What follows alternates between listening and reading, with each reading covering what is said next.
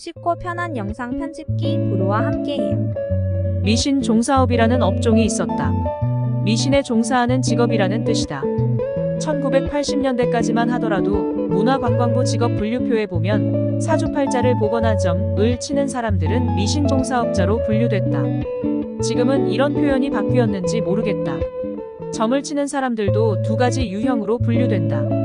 하나는 역술가이고 다른 하나는 무속인이다. 역술가는 책으로 공부해서 팔자를 보는 사람이고, 무속인은 신내림으로, 즉 접신이 돼 어느 날 팔자를 보는 능력이 갑자기 생긴 사람을 일컫는다. 역술에 관한 책도 다양하고 어렵다. 명리정종, 적천수의, 궁통보감, 서자평 등등의 고전을 섭렵해야 한다. 이 고전들을 이해할 뿐 아니라 머릿속의 일정 부분은 암기해야 한다. 번역된 내용들도 한문투로 돼 이해하기가 쉽지 않다. 이런 명리학의 고전들을 이해하려면 최소한 10년 정도는 공부해야 한다. 타고난 소질이 없으면 중도에 포기한다. 차라리 고시 공부를 하고 말지 이런 거는 못하겠다가 된다. 책으로 역술 공부를 하려면 머리가 좋아야 한다는 말이다. 암기력, 종합력, 추리력이 요구된다.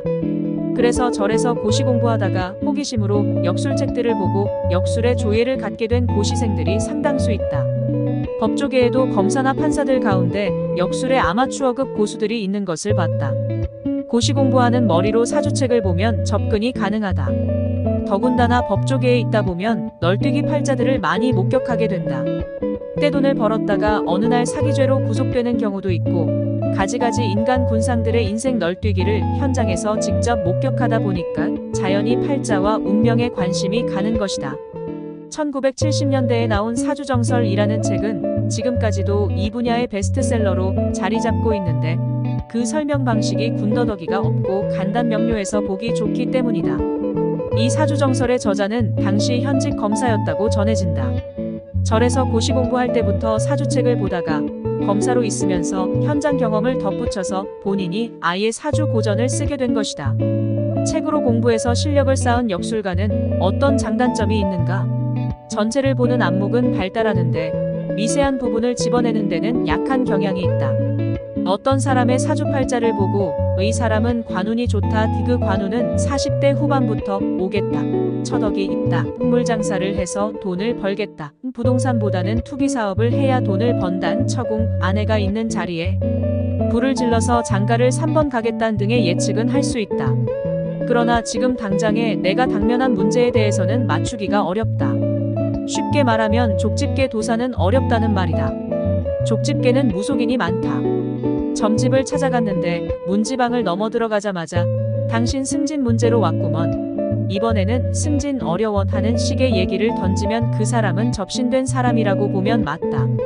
역술가는 이런 식의 얘기를 못한다. 역술가는 생년월일시를 물어보고 만세력을 보고 이를 간지로 뽑아보고 팔자를 훑어본 다음에 그 사람의 성격, 운세 등을 얘기하는 경우가 대부분이다. 그렇지만 무속인은 생년월일시를 물어볼 필요가 없다.